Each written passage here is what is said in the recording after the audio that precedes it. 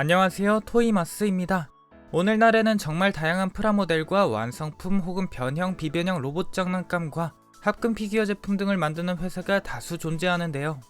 갈수록 저렴한 가격의 고퀄리티 제품도 늘어가지만 그 중에서도 어째서 국산 원고를 구입하면 좋은지에 대해서, 그리고 영실업, 초일학, 삼지 등의 자체 IP를 보유한 우리나라 회사들이 중요한 이유에 대해서 심층적으로 알아보는 시간을 가져보도록 하겠습니다.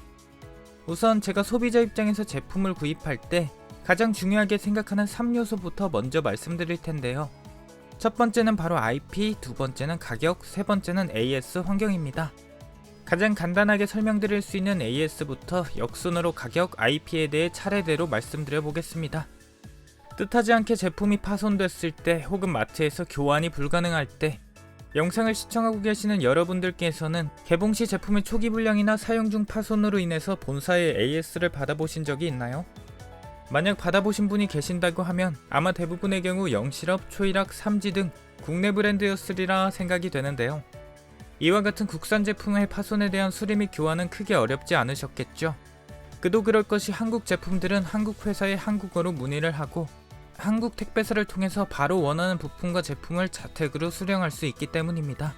고객센터 문의만 원활하게 마친다면 정말 편리하고 수월하게 길어도 일주일 안으로 교환 및 수리가 마무리될 텐데요. 이게 국내 장난감 회사의 제품을 구입했을 때의 장점이라고 할 수 있겠네요. 반대로 해외에서 수입한 제품을 구입한 경우는 어떨까요? 제가 좋아했던 합금 로봇 피규어 브랜드 3A 토이즈의 경우는요, 제가 즐겨 구입했던 7년 전을 기준으로 AS를 성심성의껏 성실하게 잘 해주는 회사임에도 불구하고 홍콩에 본사를 두고 있기 때문에 수리용 혹은 교체용 부품 역시 홍콩 본사에서 발송이 되었습니다. 홍콩의 공용어는 중국어와 영어이기 때문에 문의나 요청 과정에서 영문으로 기입해야 하는 번거로움도 있었고요. 나이가 어리시거나 저처럼 영어를 잘 모르는 분들은 곤란할 수 있겠죠. 그 때문에 완구 기준으로 개봉 시점부터 존재한 초기 불량은 마트에서 교환이 가능하듯이 해당 상품을 수입해서 인터넷에서 판매하는 업체, 총판에서 대신 처리해주는 경우도 있지만, 구매처 영수증이 없거나 개인 거래 혹은 직구를 통해서 구입한 경우는 스스로 회사에 직접 이메일을 보내야 했습니다. 이뿐만 아니라 100년에 가까운 역사를 지녔으며 세계적인 장난감 기업 세 손가락에 꼽히는 레고 역시 한국어로 된 공식 홈페이지에서 클릭 몇 번으로 누락, 분실, 파손 등 기타 사유로 새 부품을 무료로 받을 수 있을 정도로 최고의 AS 퀄리티를 자랑하지만요, 덴마크 본사에서 직접 우편을 통해서 부품을 발송하기에 직접 수령하기까지 약 2주 정도의 기간이 소요됩니다. 만약 새 제품을 개봉하고 나서 누락된 부품을 신청한 상황이라면 정말 오랜 기다림이 될 거예요. 어쩌면 AS 부품을 기다리다가 조립하고 있던 레고의 흥미가 뚝 떨어질 수도 있습니다. 하지만 국내 브랜드는 다르죠. 앞서 말한 두 가지 차이점을 종합해서 정리해보자면요, 한국 회사들은 고객센터 문의를 통해서 모국어로 빠르게 상담이 가능하고 정상적으로 처리가 진행된다면 일주일도 채 걸리지 않아서 AS가 완료된다는 것입니다. 정말 편리하죠. 두 번째는 가격입니다. 웬만해서는 한국에서 만든 물건은 한국에서 가장 저렴한 법. 판매 목적으로 해외 수출을 하게 될 경우에는 국가별로 상이하지만 최소 10%에서 20% 이상의 관부가세가 부과되며, 운송료 역시 서구권 기준 메탈카드봇 1개를 사더라도 3에서 5만원 정도로 국내 배송에 비하면 어마어마한 수준으로 들어가게 됩니다. 카본, 메탈카드봇, 또봇 등 우리나라에서 만들어진 제품들을 우리가 마트에서 구입하고 소비할 때보다 외국인들이 외국에서 구입할 때 훨씬 비싸지는 이유죠. 일본은 그나마 가깝기 때문에 대부분의 제품을 배송비를 포함해서 2배가 안 되는 가격으로 구입할 수 있습니다. 하지만 미국이나 그보다 먼 유럽 등은 250%에서 300%의 가격으로 구입해야 하는데요. 예를 들어서 한국 마트에서 95,900원인 헤비아이언 와일드를 지금마치 한국 돈으로 20만원이 훌쩍 넘는 가격을 지불해야 할지도 모른다는 겁니다. 그래도 미국 달러는 한국의 원화보다 화폐 가치가 높기 때문에 환율과 국가별 물가를 반영해서 생각해 보겠습니다.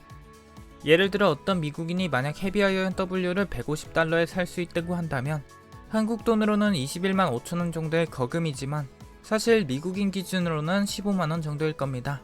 거기에 별도 배송비가 5만원 이상이 될 수도 있는데요. 만약 한국에서 헤비아이언 W가 인터넷에서 20만원이 넘어갔다면 과연 얼마나 팔렸을까요? 타이런트 제로보다 헤비아이언이 비싸지는 셈인데 아마 비싼 값에 판매량이 많이 줄었을 겁니다. 또 제가 해외 트랜스포머 팬 커뮤니티 사이트에서 실제로 본 사례로는 어떤 영국 메탈 카드보 팬 유저분이 블루캅 와일드를 할인 쿠폰으로 2만원 이상 할인받아서 배송비 포함 60파운드에 구입했다고 굉장히 좋아하시는 글을 보았는데요. 60파운드면 한국 돈으로 26년도 8월 5일자 기준 11만 5천원입니다. 마트가 45,900원의 블루캅 와일드가 머나먼 외국에서는 운송료 등의 이유로 3배의 값으로 판매되고 있는 거죠. 미국이나 유럽 등 한국보다 임금이 높고 물가가 높다고 해도 외국의 메탈카드보 팬들은 부담스러울 만큼 다소 불합리할 정도로 비싼 돈을 지불하는 것을 감안하고 메탈카드보과 미니 특공대 등의 한국 제품을 구입하고 있는 겁니다. 정말 감사한 일이 아닐 수 없겠네요. 그런데 사실은 한국에서 외국 상품을, 그리고 중국과 일본, 미국이나 유럽 등에서도 한국 제품을 저렴하게 살 수 있는 방법이 하나 있죠. 여러분은 마트에서 박스아트에 한국어가 적힌 파워레인저 왕구를 보신 적 있으시죠? 이것이 바로 정발입니다. 정발이 무엇인가 하면 정식 발매의 줄임말인데요. 해당 상품의 판권과 지식재산권을 가지고 있는 측에서 타국의 회사와 협의를 마치고 정식적으로 유통이 되는 상태입니다. 메탈카드봇의 경우 한국 회사인 SAMG가 판권을 쥐고 있으니 일본, 미국, 중국, 러시아 등등 외국 회사와 협력하는 구조인 거죠. 우리나라의 경우도 과거 초일학이 손오공이던 시절 타카라토미와 계약을 통해서 국내판의 용자지령 다그온과 트랜스포머 메탈 비드맨 등 한때는 현재까지 인기 있는 대형 IP를 가진 제품들을 대거 발매했습니다. 이 정발이라는 것이 이루어진 경우 본사에서 해외 유통사에 대량으로 제품을 공급하기 때문에 외국인들이 제품을 사고 싶어도 못 살 때 내국인들이 국내에서 구입해서 해외 사이트에 웃돈을 붙여서 판매하던 개인 판매자들이 설 자리가 사라지고요. 그로 인해 자연스럽게 가격이 매우 안정되면서 해외 소비자들도 우리와 거의 같거나 비슷하게 느껴지는 가격에 물건을 구입할 수 있게 되는 겁니다. 메탈카드봇을 예시로 들 경우 정발된 국가는 대표적으로 모든 시즌 상품이 한국과 똑같이 출시되는 중국이 해당됩니다. 그 외에는 미국이 현재까지 공식 유통사 아가비스를 통해서 시즌1 제품과 미니 특공대 등 SAMG 제품을 발매했고요. 러시아와 대만 등은 S시즌까지 정발된 것을 확인하였습니다. 마지막 세 번째는 제 생각에 왕구나 피규어 등에 있어서 가장 중요한 건요, 바로 IP입니다. 예를 들어 세상 밖으로 나온지 고작 3년 된 메탈카드봇이 어째서 인기가 있었을까요? 메탈카드봇의 선배라고 볼 수 있는 트랜스포머와 건담, 그리고 용자로봇 시리즈의 피규어 발매는 어째서 40년이 넘도록 유지되고 있을까요? 오래된 프랜차이즈의 유지 비결은 바로 만화책과 애니메이션 등 여러가지 매체에서 선보인 장난감들이 캐릭터가 되고 각자의 세계관에서 살아 움직이는 등장인물로서 활동한다는 점이죠.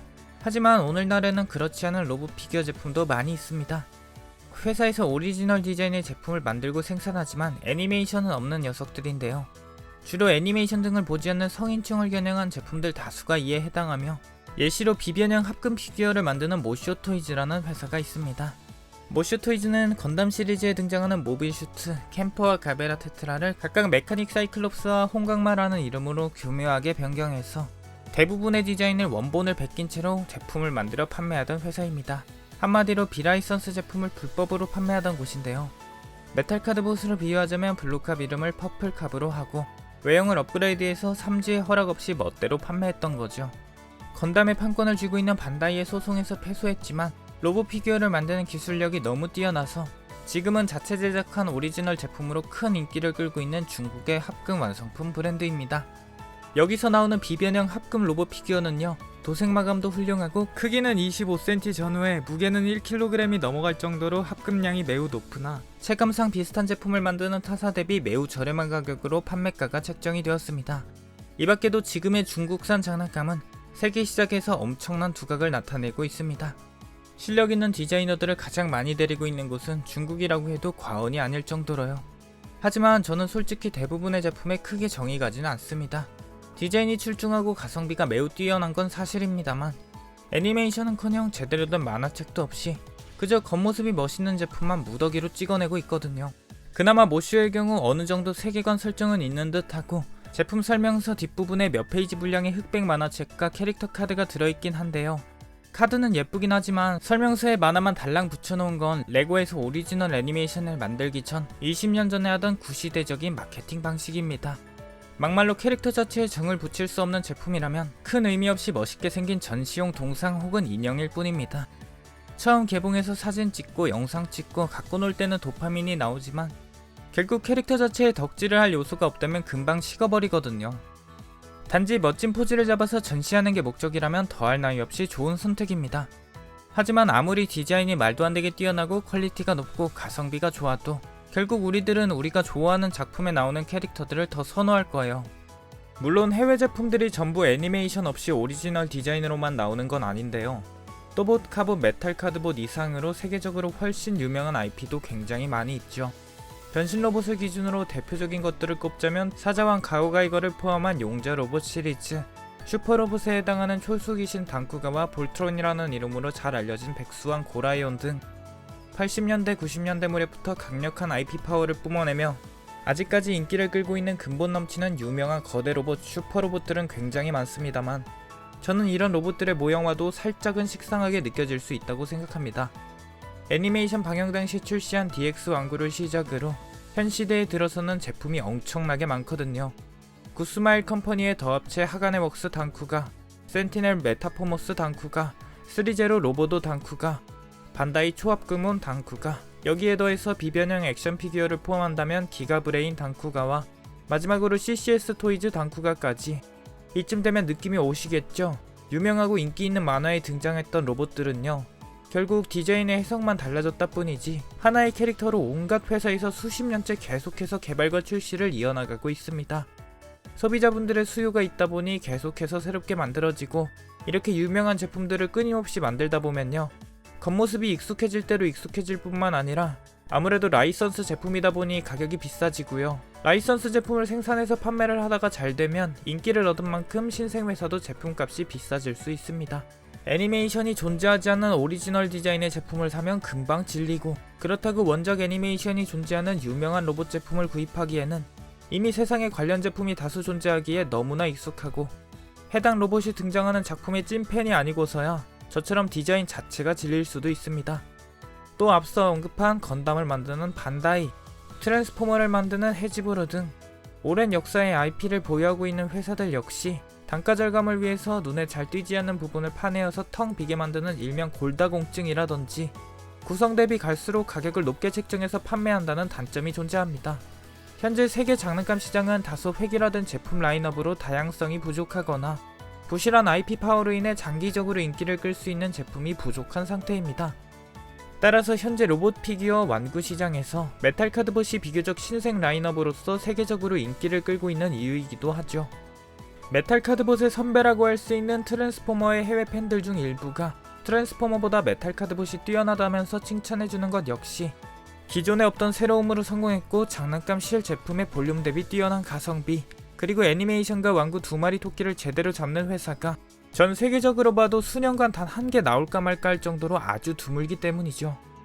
어떻게 보면 척박한 환경에서 큰 성공을 터뜨린 메탈 카드봇인 만큼 여러가지 이유로 비판을 듣기도 하지만 결국 국산 완구의 세계적인 성공 사례라고 할 수 있는 SAMG의 선전은 우리가 메탈 카드봇과 여타 국내 브랜드의 제품을 사랑하고 소중히 여겨야 하는 이유입니다. 2010년대 초중반까지만 해도 소수의 매니아들만이 포진해 있던 장난감 시장에 20세 이상의 어른 소비층 키덜트라는 개념이 확립되고 2026년 현재 디자이너들의 기술이 들어간 화려한 장난감은 갈수록 늘어가지만 결국 그 멋있는 장난감을 만드는 회사들의 대부분은 애니메이션을 만들어서 장기적으로 프랜차이즈를 유지하려는 것이 아니라 한번 즐기고 말 제품을 만들 뿐입니다. 메탈 카드봇과 더불어 애니메이션을 기반으로 한 모든 국산 IP와 장난감의 밝은 앞날을 바라면서 이번 영상을 마치겠습니다. 시청해주셔서 감사합니다.